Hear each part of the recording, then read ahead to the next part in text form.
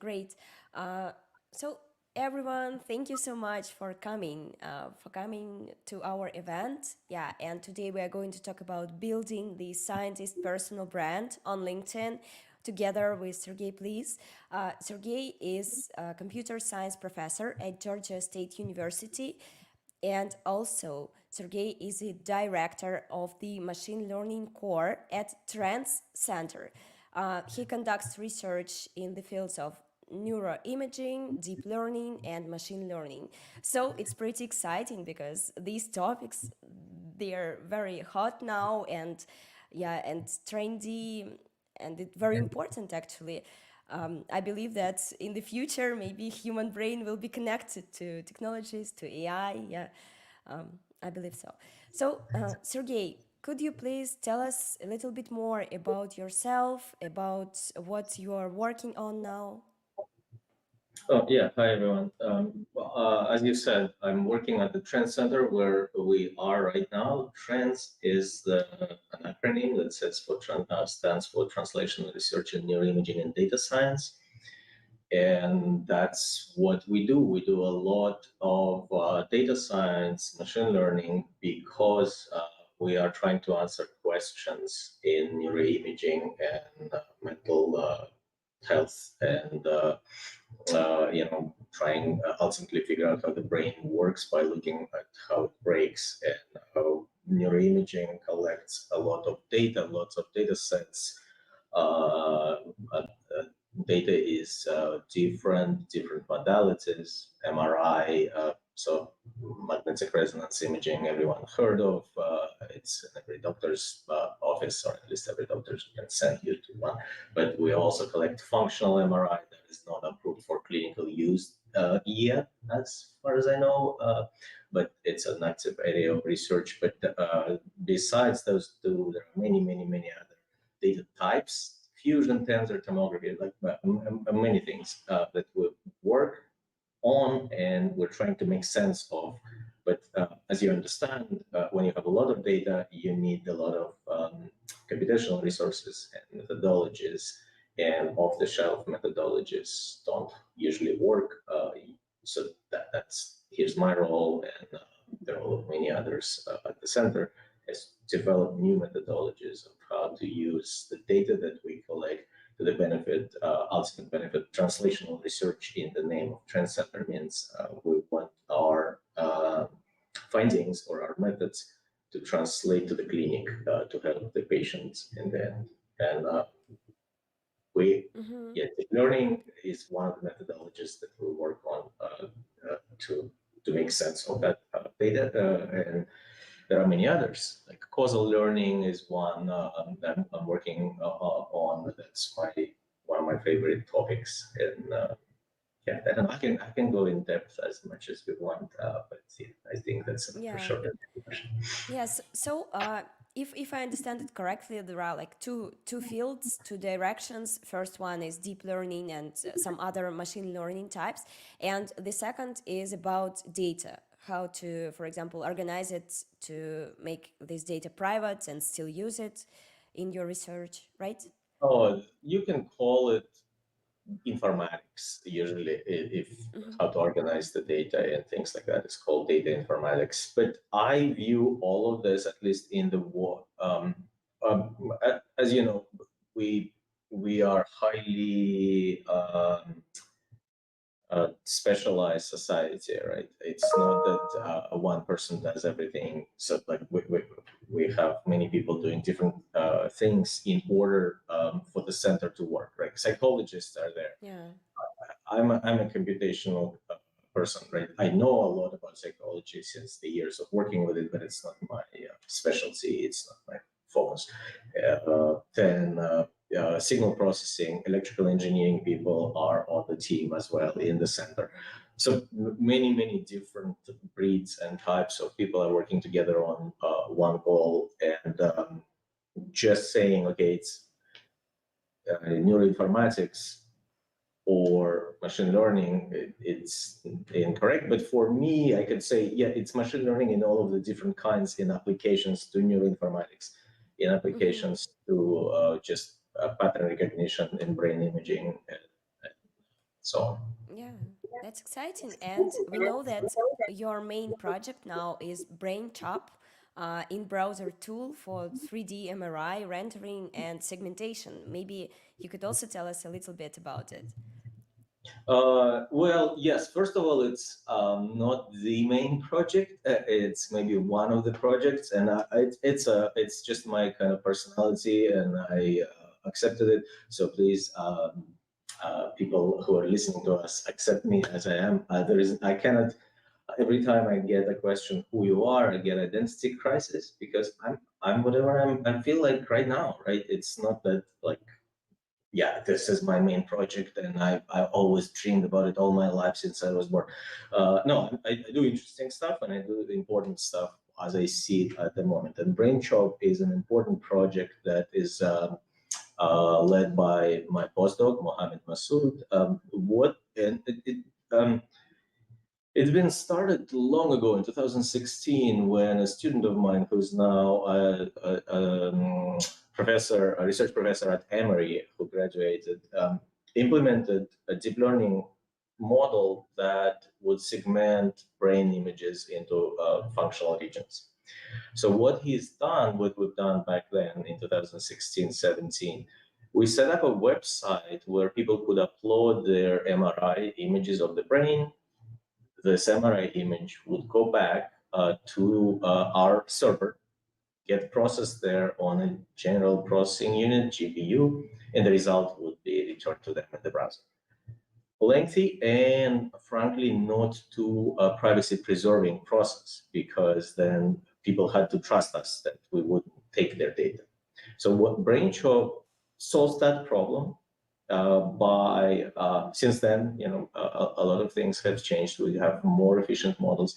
Surprisingly, the model that we're using in BrainChop is just the same architecture, the same model that we used back then. It turned out to be very strong and versatile. But what we do is by opening brainchop.org, you're getting a web app or an app that works right in your browser, right at the time you click on that link. Everything that you need for the app to work is there in your machine. You can go offline from now on after you open the browser with brainshop.org, and you can take your data and process it right there on your laptop with content that it be like resting and with an understanding that nothing is sent anywhere. Your data doesn't go outside of your browser, basically. And what we do, we return browser segmentation, simple segmentations into gray and white matter.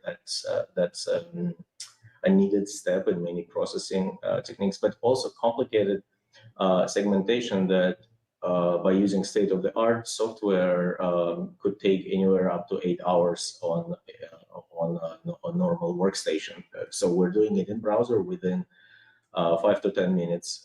We can do it within 1 minute, but the quality is different. Recently, we figured out, by the way, people who have checked brainshop.org before, please do check it now. It has, we haven't announced yet, but there is a change there in the architecture that allows us to run larger models still within your browser, just a little longer, but larger models are more powerful and the results will be better.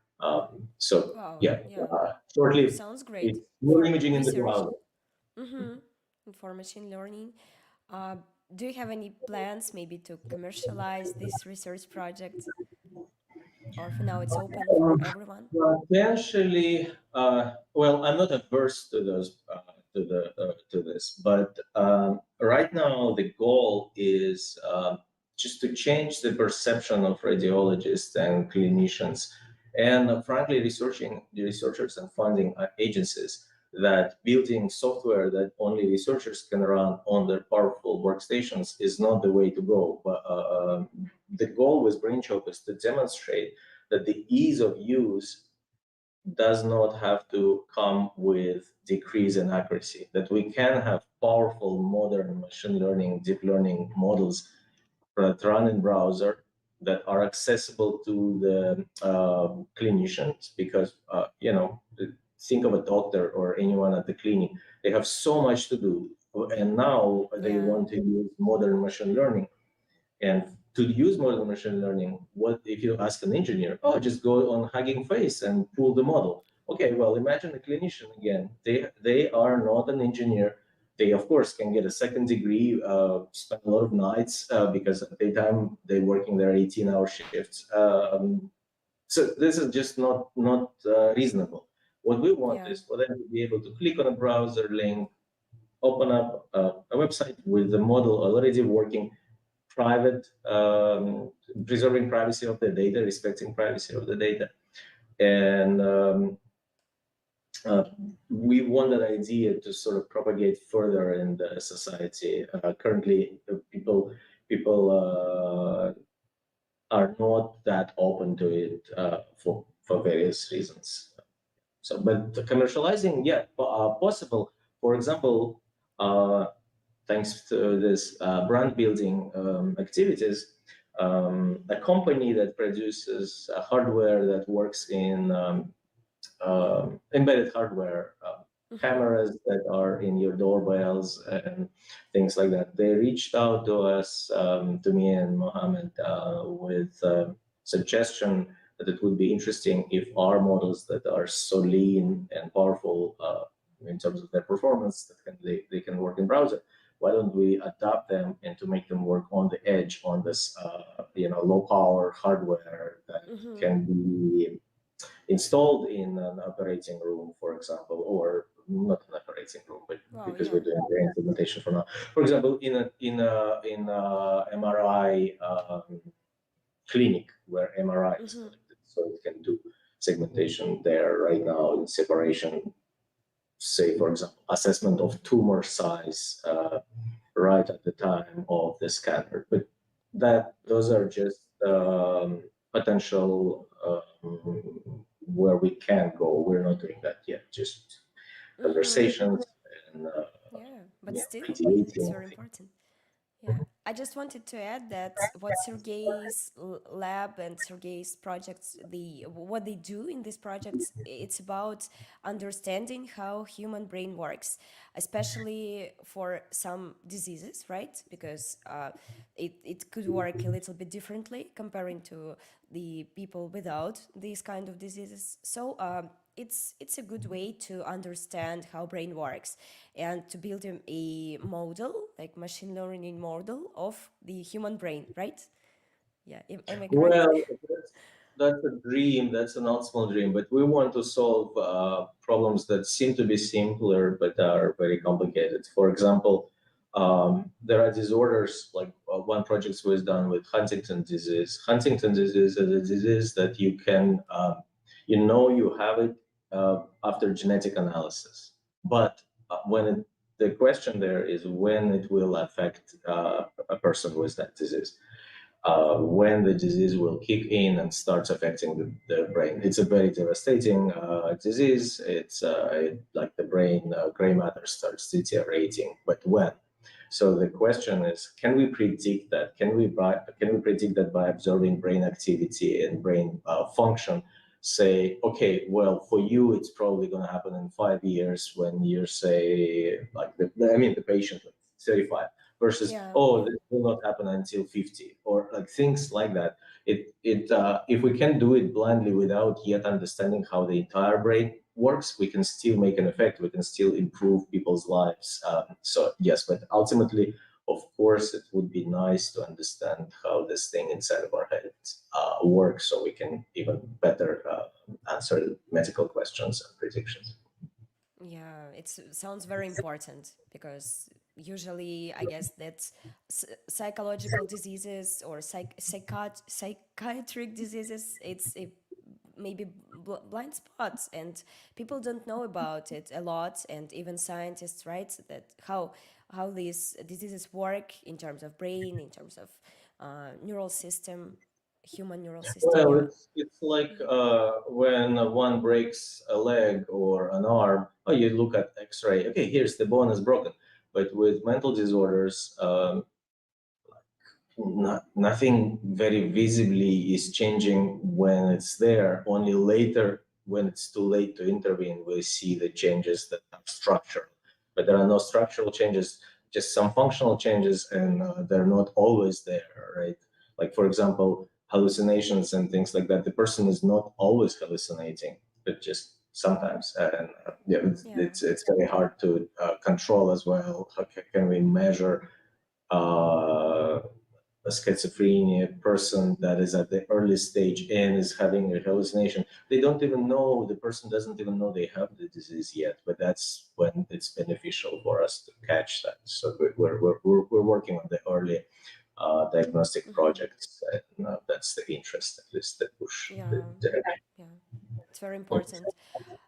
So when you mentioned your personal brand, your presence on social media, you mentioned your existential crisis, maybe that not existential, maybe something else, Identity but crisis is like, who yeah, am I? identity crisis. Yeah, yeah. Sorry. Yeah, this I do have existential crisis. Yeah, you have an identity one, so we just have have different things. So could you tell us a bit more about that? Why you decided to build your personal brand as a scientist, and how do you deal with your identity crisis? Well, loaded question how I deal with it, but the personal brand is a thing that helps. It's When I was starting in 2019 at Georgia State and starting my group, and I worked with many people before, a startup, I was leading a team at a company and stuff, but with a group at a research university is close to a startup. It's a team of people doing a lot of stuff, and so funding is a constant issue. But then we're producing, and we need to talk about, or to claim, that we exist, or look, we're doing a lot of stuff. And especially, well, maybe a little bitter comment, but sometimes you reading scientific papers, you see ideas that are, that we already discussed in the group, we already published them, the people rediscover things they don't know about it. We've done that already. And so the goal with building a personal brand was to reach out to a larger audience of people, and just project our research, tell people about what we do and why we think it is important.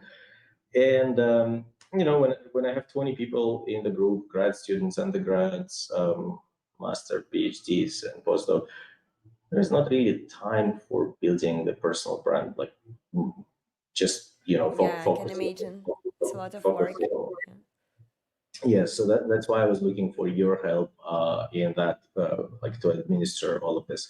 So, but the goal of the personal brand, uh, I Yeah. hope I answered No, let that. me But comment on that. let me finish with the identity Yeah, crisis. sure. It's Yeah, it's important. yes, that's important. So when one of the advices, I don't know where I got about, uh, like, the thing, you surely know, you're leading a company, getting things done, is when you're feeling that there is lots of tasks that have to be done and the constant stress of them not getting done. So one of the tricks to cope with that is to lead a journal, is to just list what you actually do in the day. And then when you look back in the evening, it's like, oh yeah, that wasn't bad actually. Yeah, the tasks are still there. There's a huge list of things to do, but I'm doing it. So building a personal brand helped with identity crisis by just like looking at, okay, what did we show? Did we talk about? What did I talk about what my team does? And that then it is, the identity sort of emerges as what I am, what my team is, rather than like what it should be. Yeah, actually, it's very important, I guess, because for a scientist, one of the main results is publishing. Of course, it's mostly about scientific, maybe magazines, I don't know how to call it, journals. Yeah, but on social media, it can be just maybe a little result. Yeah, that you could also share something, not only for scientific community in specific journals, but also for wider audiences. Yeah, And I like the idea that, for example, some other scientists in some other universities, they could do pretty same things as you do, right? And they just probably don't know that you are doing it already, and you can collaborate and do something together, like join your resources and your brains, yeah, and do it all together. Yeah, it Yeah, sounds yeah, yeah. amazing. Science is a discussion, right? It's a constant debate of about what is true and different arguments, and the truth emerges in a discussion. So that's another good thing about the platforms such as Twitter and LinkedIn. Some discussion can emerge, and yeah, we've done that when again when you see related work that is that people are advertising or talking about on LinkedIn, you can bring up the, your work that you've done with them, that with students. Yeah. For students, it's even harder to be noticed. That hey, we're doing, and it's kind of like finding like-minded people working within the same. Yeah, sounds great. And what you're talking about on social media usually, what do you share? How you explain these quite complicated concepts on LinkedIn I wanted to and say Twitter? I'm sharing cat pictures, right? But yeah, yeah. But sometimes brain pictures when we do that. It's well, I'm trying. One of the goals of kind of plunging into this personal brand building is to learn to write, and I'm kind of enjoying the short prose of LinkedIn. It's not few symbols of Twitter, where frankly I'm not Yeah. too good at yet. But on LinkedIn, different things can be shared. Mostly, of course, I share the results, something that my group has produced, but it also allows me to share some thoughts on what is important to me, like some related crazy ideas. I like the we often post on Fridays. Friday kind of is a good excuse to post about anything about, I don't know, eternal life, fusion of computer and human brains and things like that. So I like to just post my musing on the topics of interest to me at the moment. Besides what my group does. Great. And so it's also about some creativity for you, right? To express yourself on social media. Yes, yes. Well, also, we know, well, like I teach. Teaching doesn't come easy for me. It's I've been teaching now for 4.5 years, I guess. It's still very difficult. So I write about my struggles and experiences as a educator. So that helps to at least vent. Yeah, Uh, and I think that maybe many other scientists who also teach at the universities, they could understand it and yeah, yeah, feel yeah. Well, your yeah, pains. Yeah. yeah. It's not Uh, easy. Yeah, yeah. enjoyable, Mhm. especially when the students respond. Great. And you've already mentioned that you work with us, with my team, Modem Up team, that we help you, like to assist you with your LinkedIn profiles. I wanted to ask what kind of social media you like more, LinkedIn or Twitter, X right now? Yeah. Yeah, yeah, yeah. What social network Well, is better? I like to write in LinkedIn because it allows slightly longer messages or stories. But Twitter is fine as well, especially for like quick browsing, getting the news and ideas. And now on Twitter, I guess it's paid accounts. People publish longer prose, right? But Yeah. yeah, Twitter. It's not that I don't like it, but I don't have a good handle of it yet. I don't understand it yet of how Yeah. to work there. It's maybe yeah less usual than LinkedIn. So let's deep dive in it a little bit to Sergey's like personal branding project results first, and then we continue with the questions. I would like to share the slides we prepared about the results. Uh, here, yeah, I want to share that actually we've already discussed the goals of the project, and they were about building expert personal brand in the fields of neuroimaging and deep learning among mostly the science community, and maybe some also medical research companies in the US and Western Europe, to talk about the research, to let people know about them and understand it better. Yeah, and understand that very complicated topics with maybe more simple words and simple explanations. And a little bit about Sergey as a personality, yeah, as a professional. Sergey pioneered the use of deep learning in brain imaging analysis. So, because it's quite new technology, how to actually understand human brain with deep learning, with machine learning, and we already discussed it at the beginning. He also formulated the theory and inference algorithms for causal learning in complex undersampled time series. Sounds quite difficult, yeah, but maybe at the end you'll explain us what it means in more details. Yeah, and he co-founded coinstack.org, which is dedicated to decentralized data research. And it's mostly about, if I understand it correctly, yeah, maybe Sergey will just correct me, that it's about sharing data between various organizations, very private data, without sharing it actually. Yeah, it's about working on some joint research without sharing very sensitive data. And also he mentored students who pioneered who pioneered early stage supervised learning algorithms initiated at a significant subfield. So it's also quite needs additional comments on that. Yeah, we'll go back to that. And actually, Sergey develops his personal brand on LinkedIn and X Twitter, yeah, on these two social networks. And we collaborate with Sergey for 2 years already. And his target audience are scientists from the US universities and medical research companies in the US and Western Europe. And we grew, Sergey grew his following on LinkedIn, and now he has more than 10,000 followers. Like during our 2 year collaboration, he grew his following, and it's great. And on Twitter, he has a little bit less, but still already almost 3,000 followers on Twitter, and they are very active, engaging, and they like what Sergey is sharing. About the content, what the topics are the most performing here.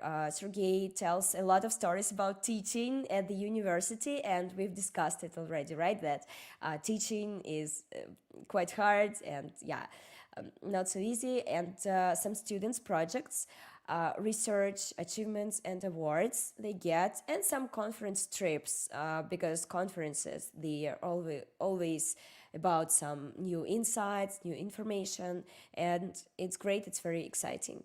And also, he actually published quite many posts, more than 100 during 2 years, and his top performing posts got 11,000 impressions. Of course, it's not like the viral like most influencers do, but considering the topics, because these topics are very advanced and they're about machine learning and other related topics, so it's amazing result. You could see some top performing content here. The most popular was about the LinkedIn Live event Sergey organized, where he and his colleague were talking about their research together with the Norwegian company. And the second popular post was about actually Sergey's students and their projects. So it's interesting for the audience. And you could see some other successful posts, and they are about the research Sergey's lab does, and about some conferences he usually visits. And actually, there are a lot of posts about conferences. They usually very popular among Sergey's audience because yeah, they're interested in this conference insights.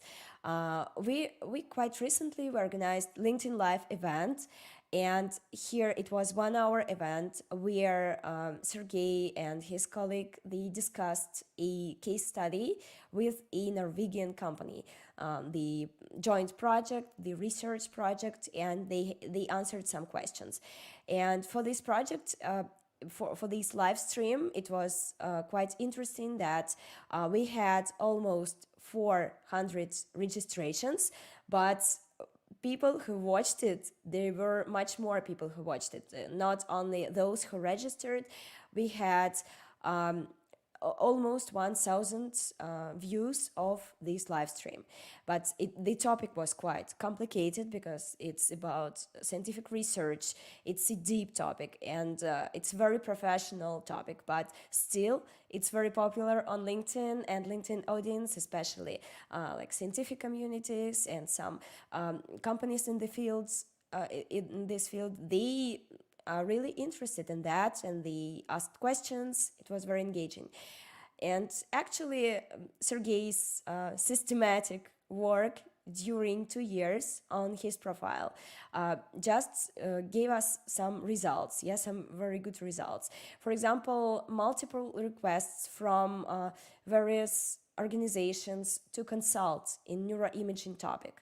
Yeah, here Sergey maybe will share whether he agrees to consult them or not, but still he's getting these requests because of that. Yeah, and it's great.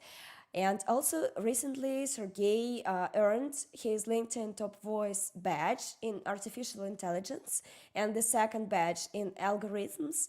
So you could see it, you could find it on Sergey's page. Yeah, and you can find Sergey on LinkedIn and follow him because, of course, it's deep and quite complicated content, but still, I think that it's very interesting and it's very exciting to understand human brain better with ML and deep learning. So what else Sergey gets from LinkedIn? Some public speaking invitations, for example, on the conferences, on some podcasts. Yeah, it's another example of these kind of invitations. And actually, these are our profiles. Yeah, you can, for example, use these QR codes and send us connection requests, and or you can find Sergey or find me. Yeah, especially I think that Sergey's profile is the most interesting one here, and we'll continue our discussion with Sergey. So I will go back to our video, Sergey. Yeah. So yeah, thank you. It was a little pause for you, yeah, to have a rest for a little bit. I can't hear you. Yeah, you're muted. Yeah, Yes, yeah, yes. that's I great. was just saying that I have my phone to play with, and so I never get bored, right? Cool. Yeah, I just wanted to say maybe you would like to add something about what I've already shared about your achievements or maybe something else related to the project results. Yeah, would you like to comment on that? Uh, Well, not really. I mean, you gave all of the details. Yeah, that's what we're doing, and doing all of that work. I just plainly don't have time, and like one of the good things about working with you is and working with your people is you're doing good babysitting. Like there's constant reminders of okay, let's prepare for a good post, and like okay, what are you going to talk about, like what are you going to write this week, and all of that. That is really helpful in the following sense. Management job or like constant thinking about what needs to be done drains a lot of energy. And like if that's the only thing you do, it's easier. But if when you have to do other stuff, is it's becoming a toll, because like it's noticeably okay, some percentage of my energy needs to go there. Or just don't forget. But with you, I've actually grown quite lazy and comfortable. I don't need to think about all of that. It's you will take care. You will your babysitters will slap me and it's like, oh, it's not yet done. What are you doing? So okay, well, okay, yeah, Okay, indeed, I will do it and stuff. That it this will is be really our helpful. new slogan. Yeah, like professional babysitters for LinkedIn influencers. Sorry. No, Thank you. Thank you for that. that's the Yeah. part I appreciate. Yeah, that's helpful. I just wanted to ask you if we're not talking about our help, we are talking about your LinkedIn and Twitter presence in general. You're active on LinkedIn and Twitter for 2 years, and maybe something changed in your professional life, personal life because of that, or no, nothing changed. Could you please share how it influenced your life? This is very difficult to quantify, right? Maybe it allowed me not to care about my website as much. I don't know. The LinkedIn became kind of like the website and the stage for my team and the work of my team. So that is a change. And then actually, some stuff did happen, like advertisement or bringing up brain chop helped because Google noticed us. People at Google who are working on developing TensorFlow JS, the framework that we are using, they noticed us, and actually Mohammed was invited to multiple presentations and things like that. Uh, Wow. for further visibility. That's why maybe you are bringing up brain chop as well, because it's already noticed project. But if it was just a website, I don't think, like, I don't know, search engine optimization or what we could do. I don't like. I think the fact that people know about BrainChop is just due to your work and due to the work of LinkedIn, putting it on LinkedIn. And other things, I think it did help me to also get a little bit organized in a sense of understanding how the pieces come together of the work that my team is doing, uh, things like that. The comments of some of the topics, some of the discussions to the posts that I post are interesting, engaging, although frankly, I don't do due diligence. I don't spend as much time answering everything and getting engaged. But the fact that people respond is interesting. And I learned a lot from LinkedIn by just being there, because I have the goal of, okay, I have to develop a personal brand. Otherwise, I wouldn't be tracking LinkedIn, right? But I learned about conformal predictions, just throwing out there. And if I wasn't tracking it on LinkedIn, I wouldn't see Valery Manokhin. I think that he posts from Britain about the topic all the time. And yeah, So you're so also getting inspired by other LinkedIn influencers, yeah, they share some correct, things. correct, yes. Great, great.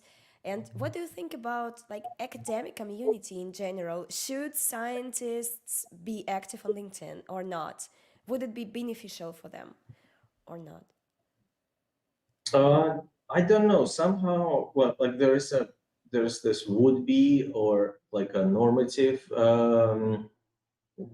action, like, okay, you should do that, versus what is actually de facto now. De facto now, Twitter, X is the platform for scientists, where scientists write about their papers and where I learn about it. But people do that on LinkedIn as well. What I like about LinkedIn, as I said, is a little bit lengthier opportunity to express yourself in a short story format. A couple of paragraphs, 3, 4 paragraphs, and I think that would be helpful if people would explain their research there and talk about their research. For example, here's a paper published. What people do right now is a Twitter stream. That's the common approach to explain what the paper is about. And also, I maybe it's me, but I use X mostly to complain about rejected papers. Yeah, people do that too. People do that too. And yeah, can, uh, I don't know. We are people, we are community, and somehow knowing about each other. Conferences, of course. I like just Yeah, I will probably put a dent in your business model by saying that, but nothing can replace the personal relationship. yeah, So it's true, if it's you true. when you go to a conference and actually sit at a table with the people, drinking tea or wine or whatever, talking, it's a much deeper experience than that can last longer. Although I did establish some connection with people from Australia and through LinkedIn because. Hi, Michael, because of people reading what I write and responding to that. So that's still good. It's like not every day Yeah, can you go to Australia, you can connect to those who are not, for example, on the same conferences as you. Yeah, not because in the they're, same field. Yes, yeah, they're yes. on the different different continent. Yeah, it's Mhm. great. Also, I wanted to ask, maybe I don't know, maybe you experienced some skepticism or criticism from your peers, from your colleagues. Um, did you did you experience something like that? From my internal skeptic Yeah. and critic, it's like Inside you, yeah. yes, yes, because initially it was like, but those are sorry, but those are people selling something. I'm doing science. I'm not like I don't want to, and Yeah, selling yeah. something sometimes is associated with bending the truth, right? It's like, With uh, what? manipulations, yeah. Yeah, manipulation. Like, do I want to do that, or is it good? But well, one of the things that you've changed is that I'm running for this all 5 years that I'm at Georgia State University. I'm running a meeting where we discuss papers and argue about papers, scientific papers, very focused, very not rehearsed. I saw comments on YouTube to our videos. People are like, "Oh, this is not even like a proper presentation." Yeah, don't come to my meeting for proper presentations. Come for arguments. So what I started doing, not yet streaming them, but putting everything online, all the videos unprocessed.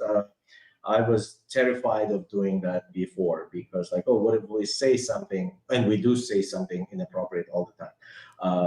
But your influence by saying people are interested in the actual kitchen, like how the cooking is done. So yeah, that is a change. I didn't hear any criticism from my colleagues at all. They were probably too busy to even notice what I'm doing.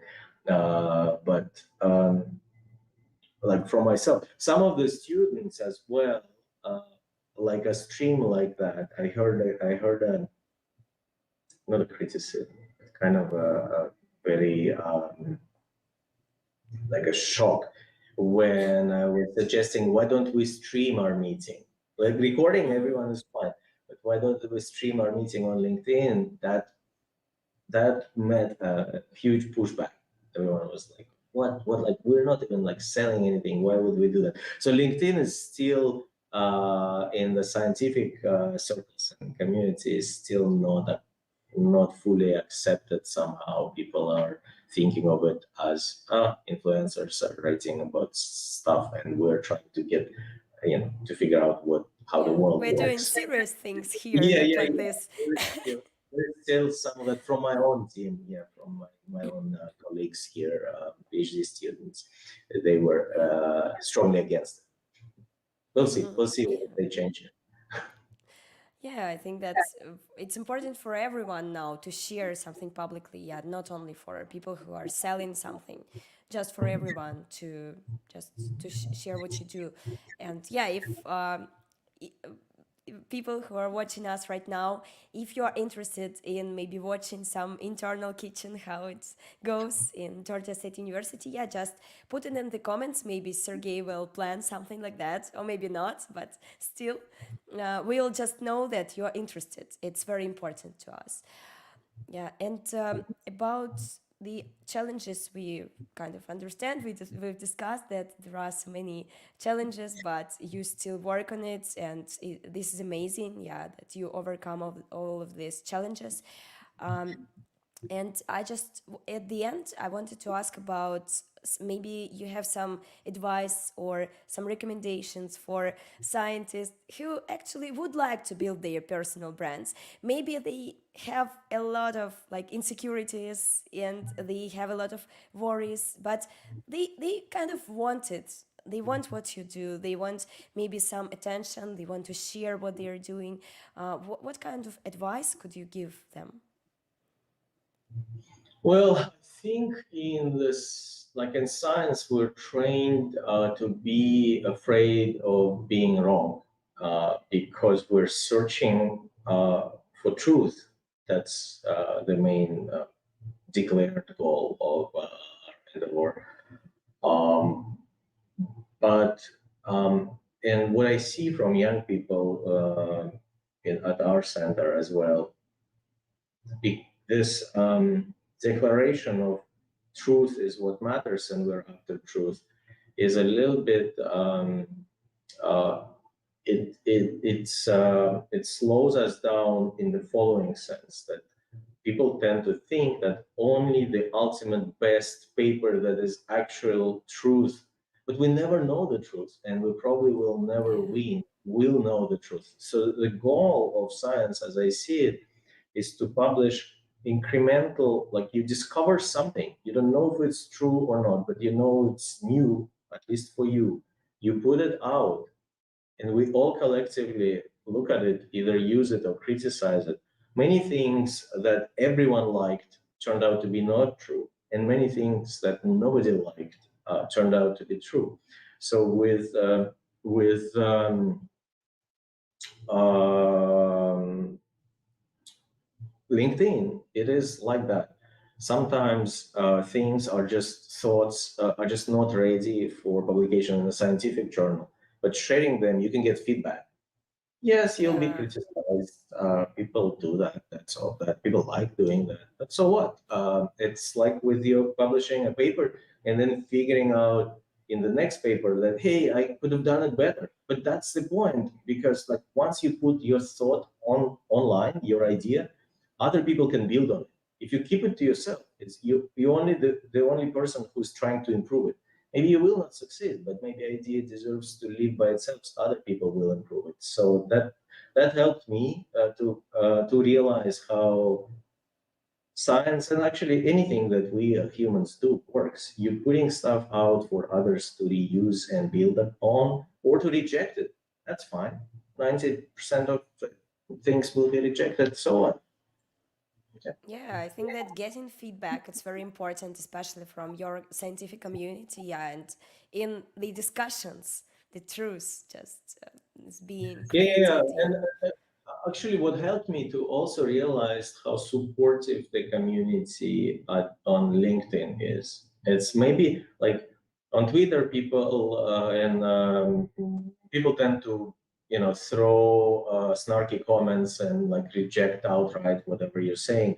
On LinkedIn, people are generally thoughtful. Even when they disagree, they don't just disagree. Like they give you arguments that are very interesting, and so. Yeah, that's my advice to myself as well. Just don't be afraid. People are generally nice. Great. Yeah, and I saw some very deep discussions in your comments, and I was like, wow, people are discussing such complicated things on LinkedIn, yeah, on social media. It's very Yeah, yeah, yeah. important. Yeah. So thank you so much. I can see that Thank you.